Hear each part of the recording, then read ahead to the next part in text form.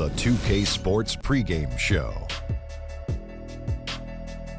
Hello, everybody. I'm Ernie Johnson, welcoming you to the NBA on 2K Sports. Excited, thrilled to be here with Kenny the Jet Smith and Shaquille O'Neal. I'm so lucky. We'll watch the Miami Heat in this one as they go up against the Brooklyn Nets. Looking at the Nets, these guys are playing good basketball with 7 wins in their last 10 games, and they like their chances tonight.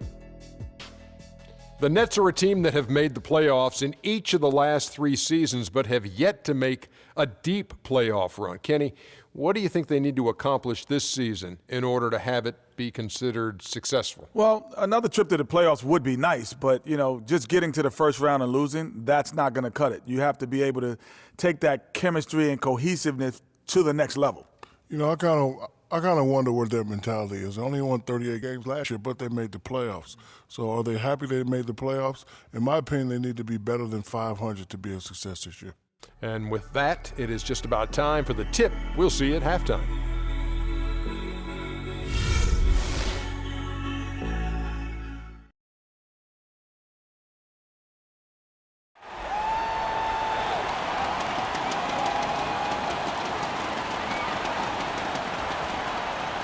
Starting at power forward, standing 6'11", number 15, Greg Monroe.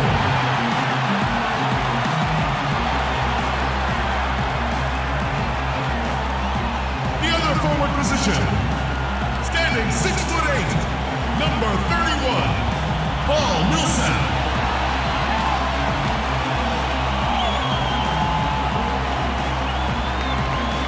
The point guard position at 6'3", number 11, Kyrie Irving.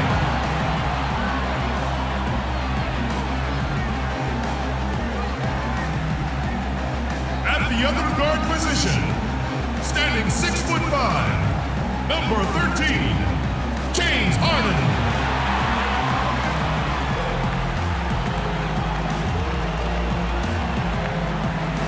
The other forward position, 6 feet 10 inches, number 7, Kevin Durant.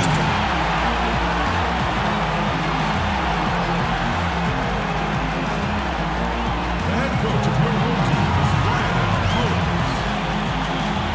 Ladies and gentlemen, your Brooklyn Nets.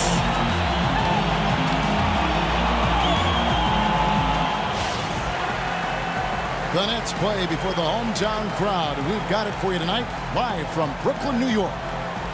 And it's back to Miami for the Heat at the conclusion of today's game. They've probably been looking forward to this part of the schedule for a long time. A lot of upcoming home games are slated for them here. And for the Heat, they have hit the ground running this year. The work they did in the offseason has paid huge dividends right away. Sure it has. They came out of the preseason with a real air of confidence. There may not have been many outsiders who believed in them, but now plenty people do. All fueled up and ready to go. Let's check out who's on the floor, courtesy of Gatorade. And for Miami, looking who they've got out there. Dang and Bosh, your small and power forwards. Lowry out there with Jimmy Butler. And it's the closer in at the 5 spot. Brooklyn on defense. They come into this one having outplayed the Magic last game. They played well enough to win, but to be honest with you, I just felt like their opponent's defensive performance was shaky at best. Yeah, I'd go along with that, Greg. The game wasn't handed to them, but they definitely didn't have to work as hard for it as they should have. Jimmy Butler is one of those guys who had to overcome major odds just to get to the NBA. Reportedly, his father abandoned the family when Jimmy was an infant. Mom kicked Jimmy out when he was 13.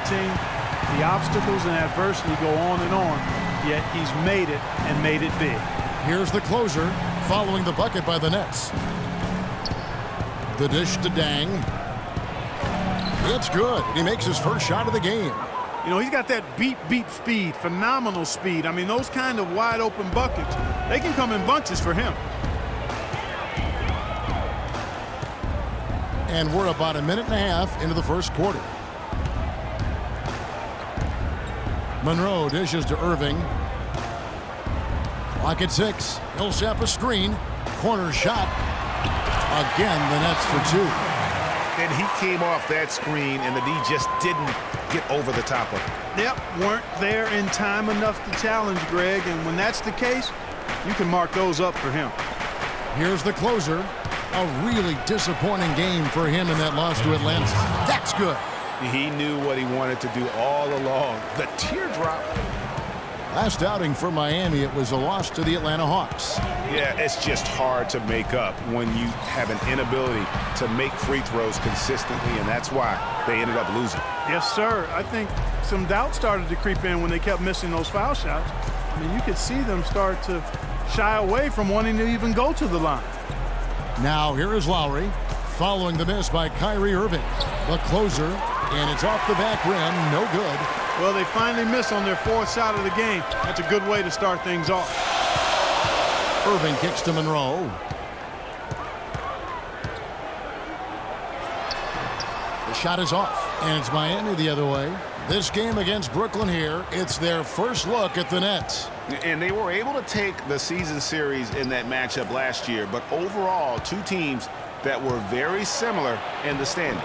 Yeah, they were able to make the plays to come out on top, but it really could have gone either way, and you could say the same for tonight's game. Now here's Durant, following the miss by Chris Bosh. Irving passes to Millsap. The shot is off. Nice D from Bosh. That's not the type of opportunity he fails to convert very often. Lowry kicks to Bosh. Monroe against Dang. And the pass to the closer.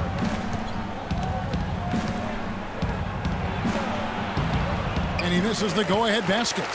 And you can see the defenders afraid to kind of get in his way a lot of times when he's on his way to the basket. But on that one, they were there. Now here's Millsap. He hasn't yet put up any points in this one. And that one off the back of the rim and in.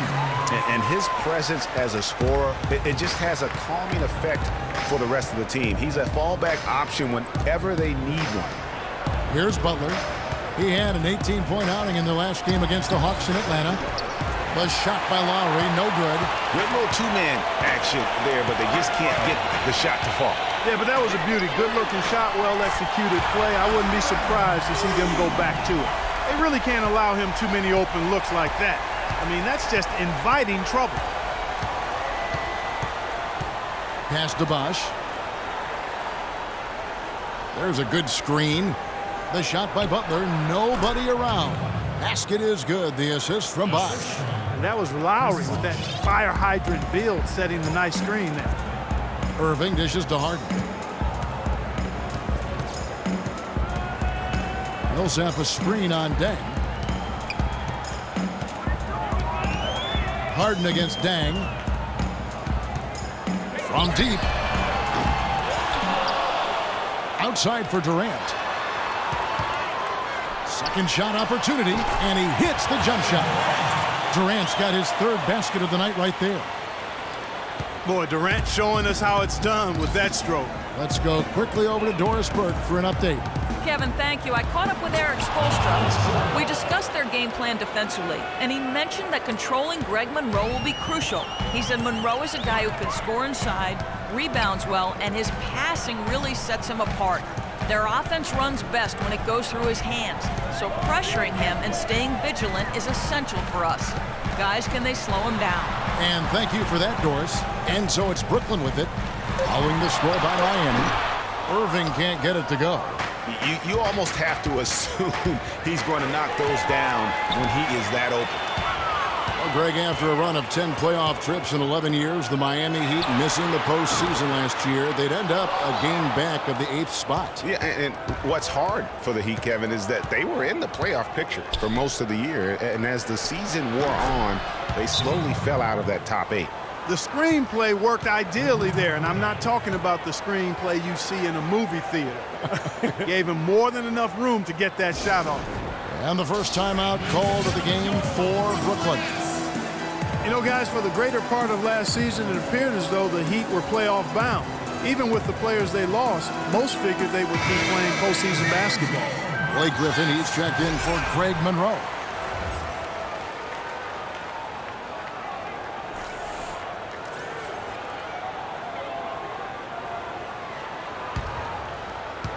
And so it's Brooklyn with it.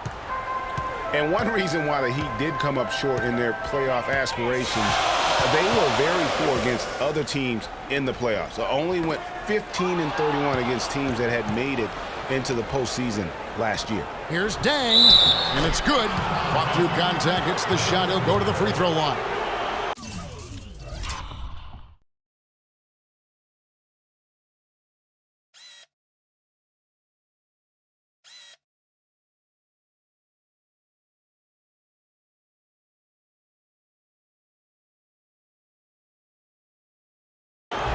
Almost an impossible shot to block in the post. The defender can't give up that much of a height advantage and expect to contest it.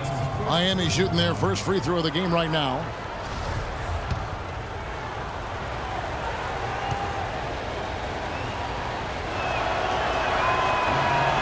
Free throw good from Luol Deng. I tell you, Luol Deng is not exceptional in any one area, but really doesn't have any weaknesses either. I think he's been one of the most complete small forwards over the past decade in the league. And it's going to be 2 free throws. Drew contact on the shot. Talking about Luol Deng, his consistency year to year has been outstanding. Over 11 seasons, Greg, if you look at his averages across every category, they're remarkably similar.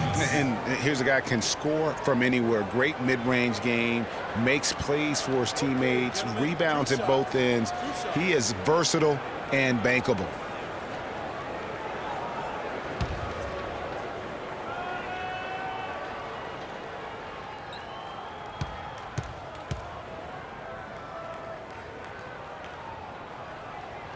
That free throw good from Kyrie Irving. Kyrie Irving may be the best ball handler in the league. There are a lot of guys with a good handle. He is definitely in the top 5. If not, he's got to be in the conversation. Arguably the most talented player at his position. I mean, he can get wherever he wants to on the court. He's athletic, an unbelievable finisher as well. I think that's something that oftentimes gets underrated. Maybe the best finisher in the game. Agreed. Both good from the line that time. And, you know, Kyrie Irving really ambidextrous as a ball handler because you can't play him to one side, and he's ambidextrous as a finisher, too. He's so creative and crafty. Terrific at the rim with both hands. And Butler, here we go. Here's Bosch. Puts up the baby hook. Lands soft on the front of the rim and drops. And the Heat lead by 2. The Nets have gone 6 of 12 from the field here in the first quarter. Harden outside. Griffin sets the screen for Harden. There's the feed to Millsap. Puts up the baby hook. It's hauled in by Luol Deng. And one thing about Irving's ball handling, he does a great job of protecting the ball. A very low rate of turnovers for a player as aggressive as he is on the bounce. It's Bosch with the drive. Good work defensively by Harden. Well, he gets it in close, but you have to credit that stifling defense for forcing the miss. Exactly, Greg. I mean, defense like that really increases the degree of difficulty on that shot by a large amount. The inside just a bit too congested for him to get the usual shot he would have with rhythm. Butler with the ball. 6 points for him. Good work defensively by Millsap. Brooklyn's gone 1 of 3 from beyond the arc so far in the game. Outside Durant. Millsap a screen. Stolen by Bosch. Butler on the wing. Guarded by Harden. Outside Dang. Outside Lowry. Here's the 3. Can't hit. And Brooklyn will come the other way. Harden outside. Dishes it to Irving. Kicks it to Durant. 6 on the shot clock. He nails it. And we're tied up. Durant's got 9.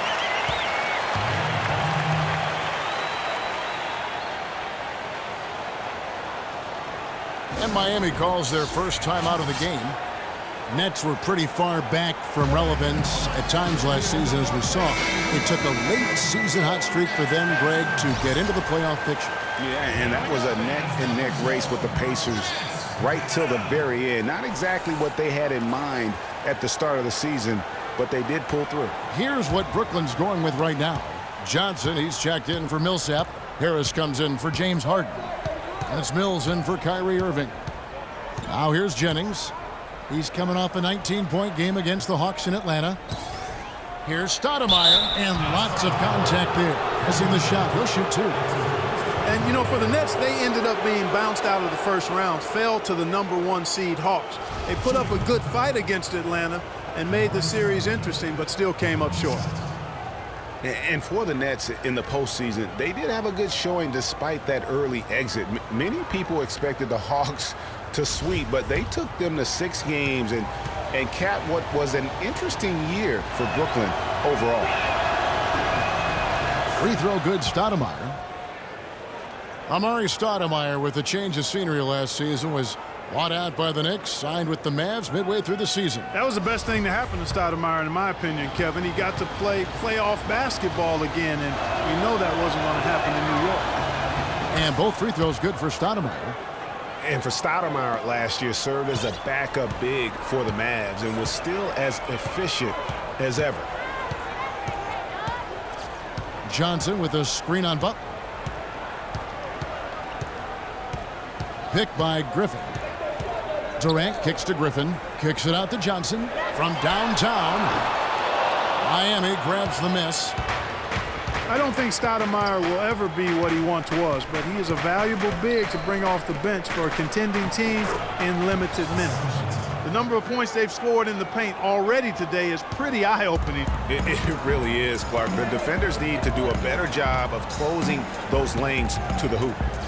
Now here's Durant, coming off a stellar performance against Orlando. Here's Mills. Here's Harris. And a foul on the shot. He'll go to the stripe for 2. That one is on Stoudemire.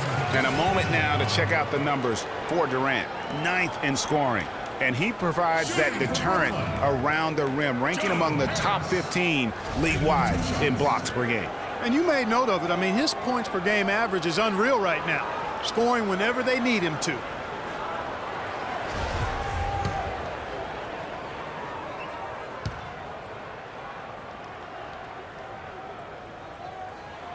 That's good from Harris. After the Nets' big moves the past couple years, they were looked at as an older team, but you break it down, and you know, Greg, they're not as old as you think. And actually had the 5th youngest team of anyone in the postseason. And so, though they seem older just because so many of their players had playoff experience or came into the league at a young age. And, you know, for the Nets, the roster's average age was about 2 years younger at the end of the 2015 season than where they were at the end of 2014. They made a point to get younger. Now, here's Butler. 6 points for him.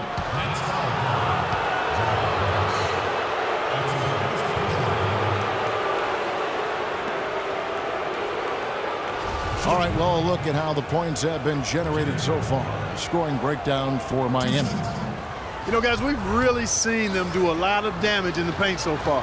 And also another aspect of their game that's been super so far tonight is how they've been sharing the basketball.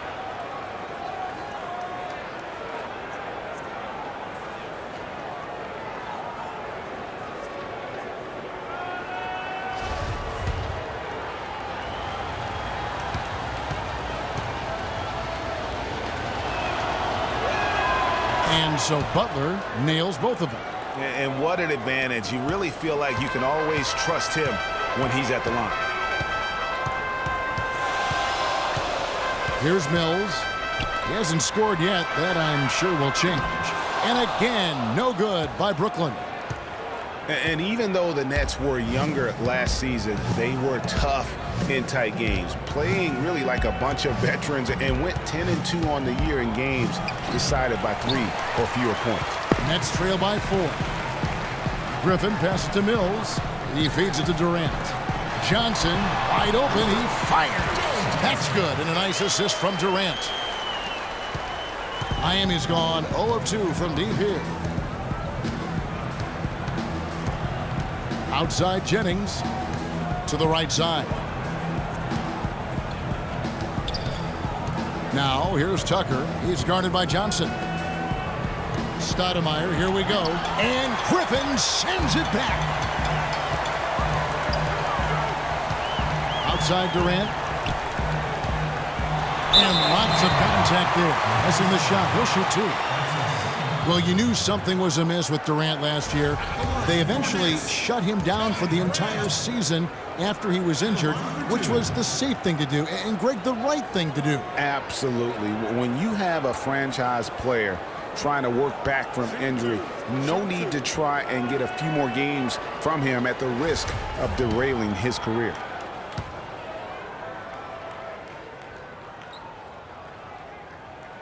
That's good from Durant. For Durant, KD did try to return last season, but that foot just wouldn't cooperate, and that's when they had to shut him down.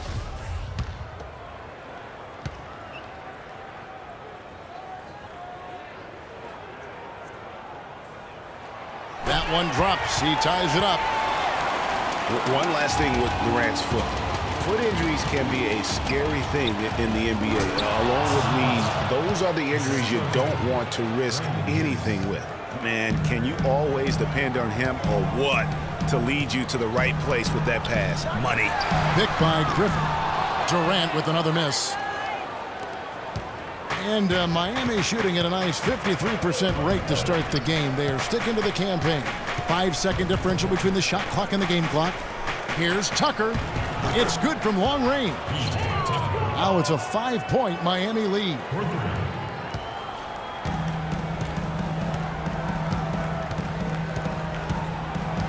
Now here's Mills. No scoring yet from him, but that's likely to change. Here's Griffin. Can't hit the turnaround jumper. And that does it for the first quarter. Miami ahead. They're up by 5. 2K Sports back in a moment here in Brooklyn. And now a chance to hear from Chris Bosh about what it meant to him to become an NBA player, the fulfillment of a lifelong dream.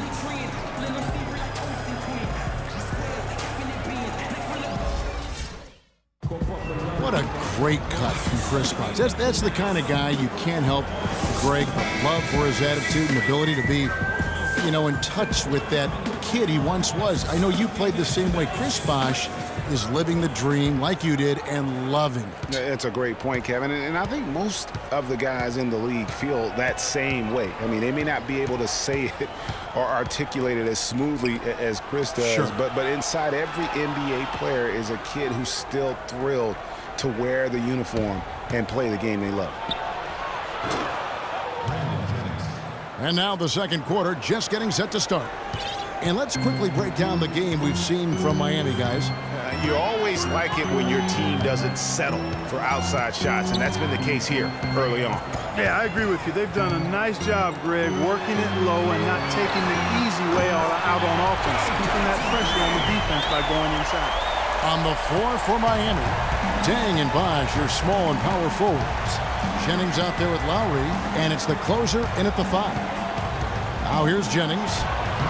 James Harden with the rebound. Just tentative in the paint, lacking a little bit of confidence, allowed the defender to recover and contest that shot. Easy to see who's going to win that race. Yeah, early offense is often easy offense. Excellent work that time. Here's the closer, following the basket by Kyrie Irving. Here's Lowry. Brooklyn with the rebound. That's an unusual, surprising miss for him. Typically, he's good on those inside. Three-pointer, but they recover it. Monroe dishes to Johnson. And it's all evened up. Johnson's got 8 points. It seems that every pass they make is leading to a score here. I mean, that's just exquisite ball movement. And that's because the ball is looking for the best shot, and it's really paid off during the run. And the rebound goes to Griffin. Now that's terrific defense at the rim. Got right in his path. And you know they'll be conscious of him next time they take it inside, too. I mean, that's what really good defenders do. They make you think about their presence.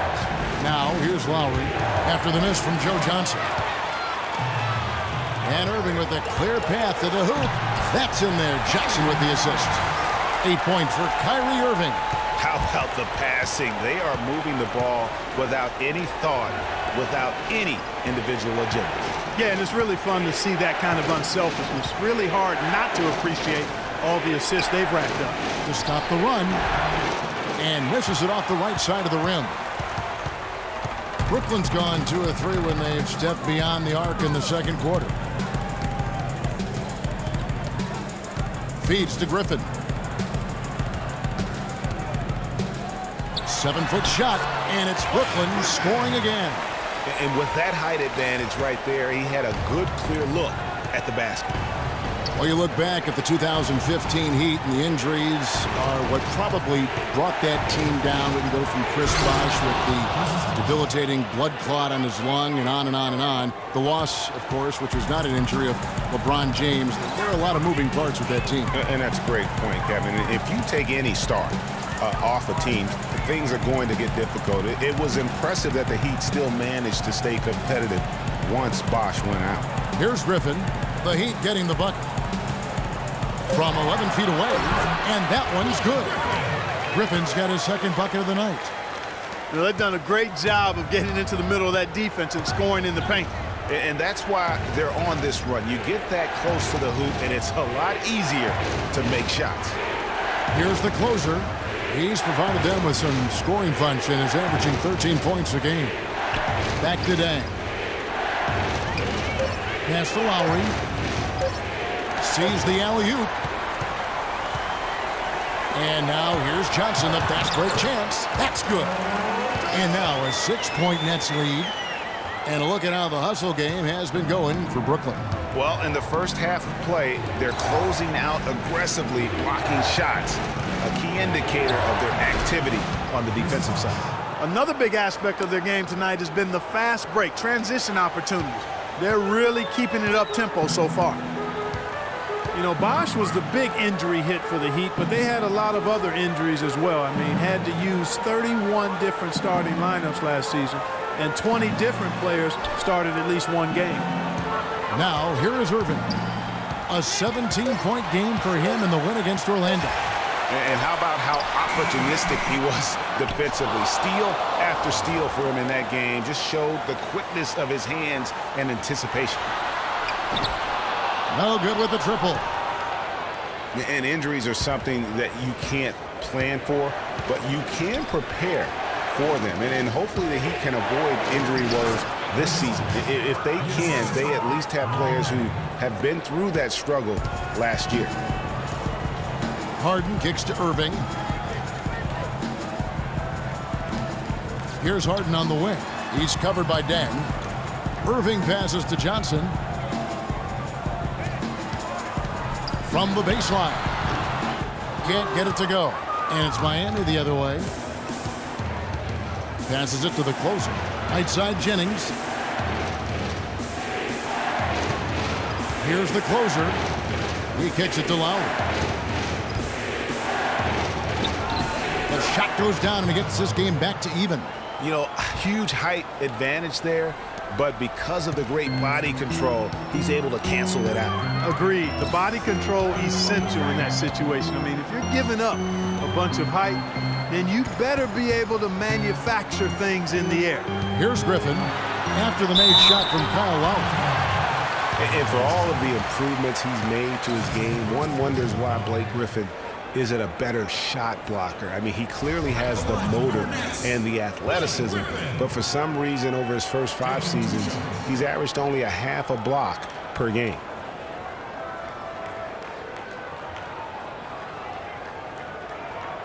Okay, gentlemen, 2 shots. 2 shots.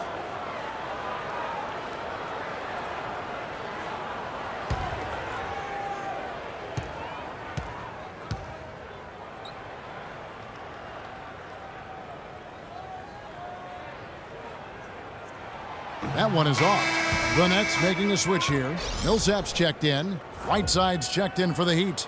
Butler comes in for Brandon Jennings.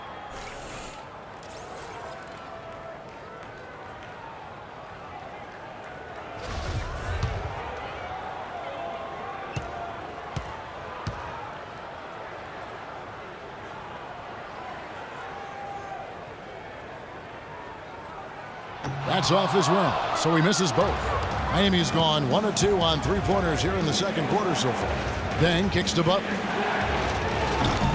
And that misses. That would have put him up. And regarding Griffin's low block shot number, for some guys, they simply lack a certain field part for blocking shots. Yeah, you know, there's something about the aptitude for shot blocking that sometimes is understated. Just because you're a high flyer in the front court doesn't mean you're going to block a lot of shots. Now Monroe, after Jimmy Butler missed from long range. Monroe's shot is good.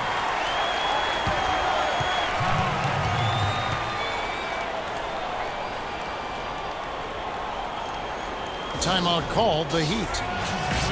One thing about Greg Monroe, he is a highly skilled big. He really is. I love the fact that he can do so much. He can post you up, he can pop out and knock down the 15-footer.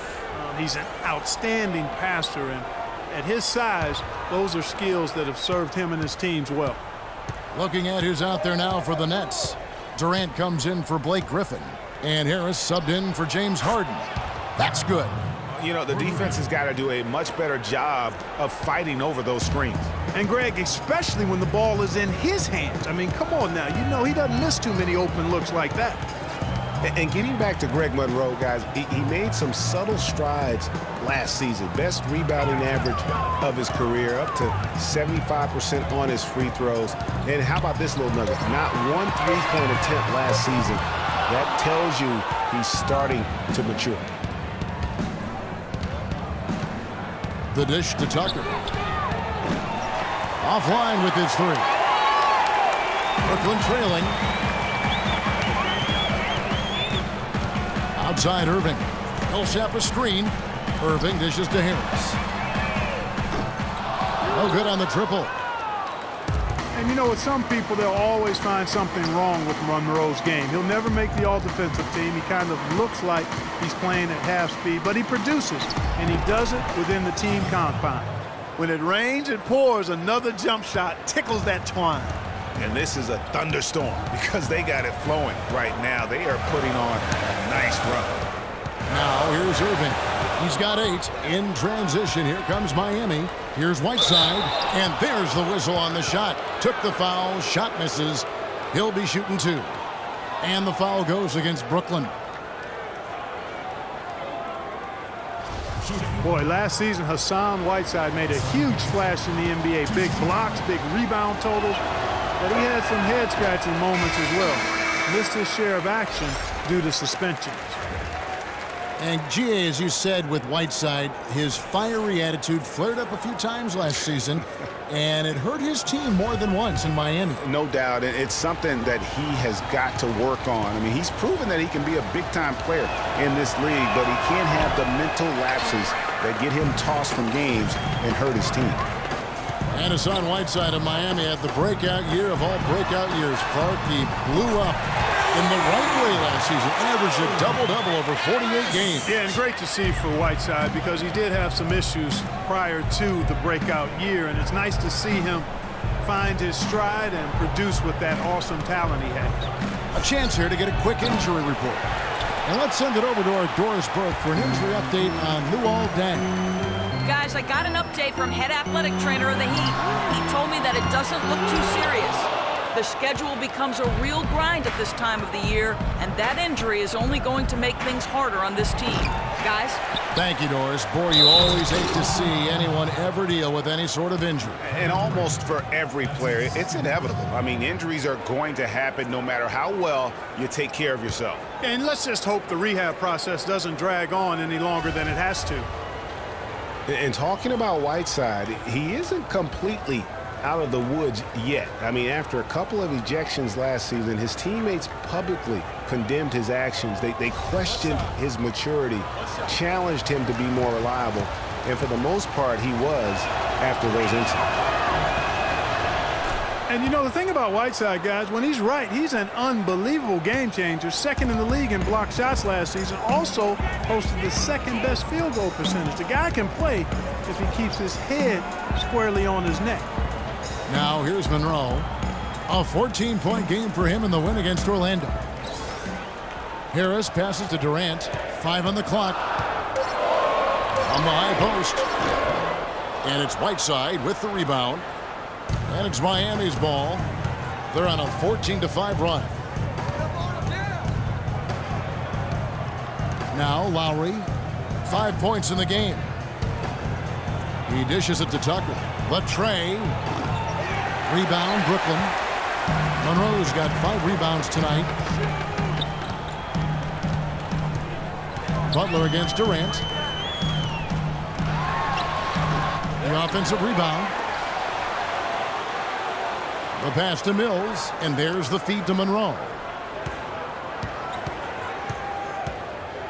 Puts up the baby hook. Count the bucket. Monroe's got his second bucket of the game to go.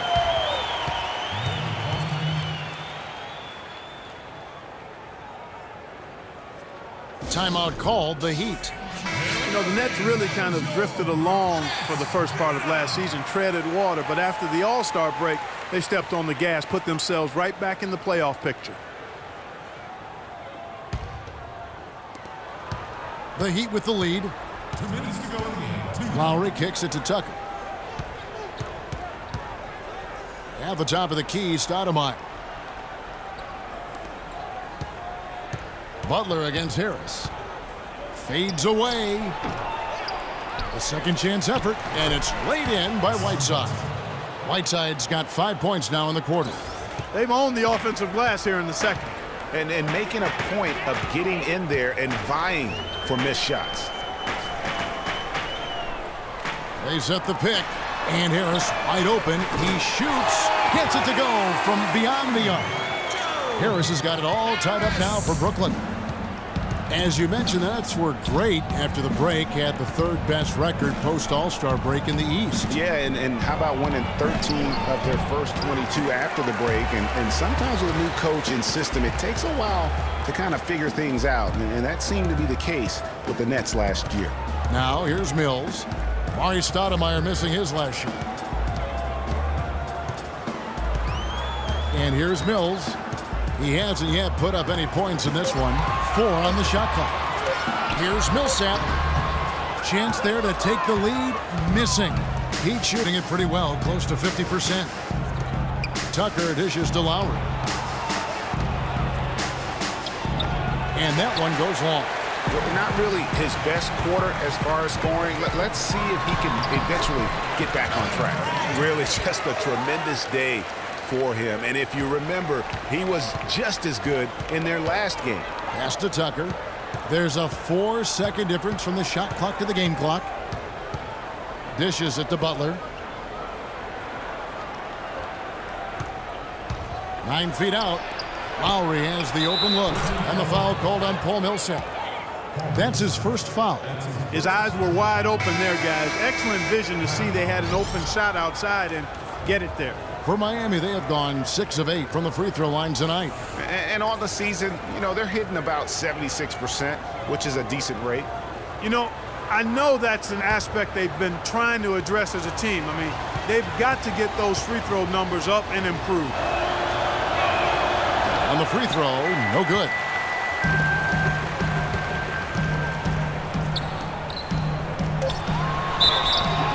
Foul call that time on the way up. That'll give him 2 chances at the free throw line here. First trip to the free throw line for him in this one. Shooting for Brooklyn, Paul Millsap. At the line for 2.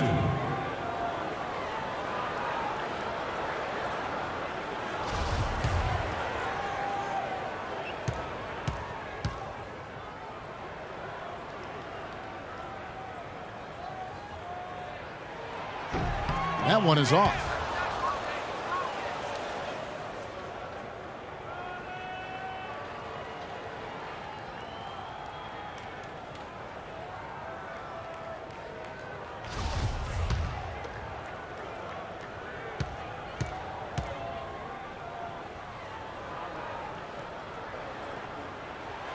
He hits the second from the line.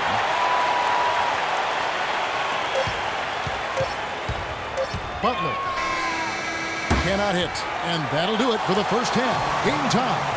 And time now to go courtside as we send you over to Doris Burke from the sideline. Doris? Thank you, Kevin. Well, Coach, how have you been able to get your offense clicking in this first half? Well, finally we were able to get some stops. We were able to get a couple easy ones in the open court and a little bit more patience to try to get something at the rim. Coach, thank you for the time. Gentlemen, back to you. Thank you so much, Doris. Great interview as always. Don't go anywhere, folks. We'll be back with the second half of basketball shortly. The 2K Sports Halftime Show.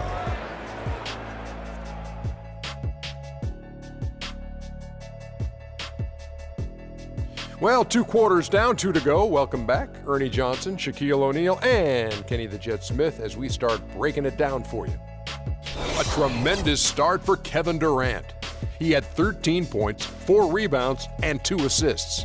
Let's start with you, Shaq. What'd you think about the Nets? Well, those second chance points are huge, and they only came because of their effort. Their work on the offensive glass is what's keeping them in the game. They definitely should try to continue to stay tough on the glass. It's been key so far. And Kenny, what are your thoughts on Miami? Well, they're generating points in the paint, which I like to see. Too often teams fall in love with the three, and the defenses can key on that. You want to keep your offense unpredictable, which is why you need to establish a presence inside. Once you do that, then you can play inside out, and you've got the defense right where you want it. And now, folks, it's just about time for the third quarter to begin. We will see you after the final buzzer.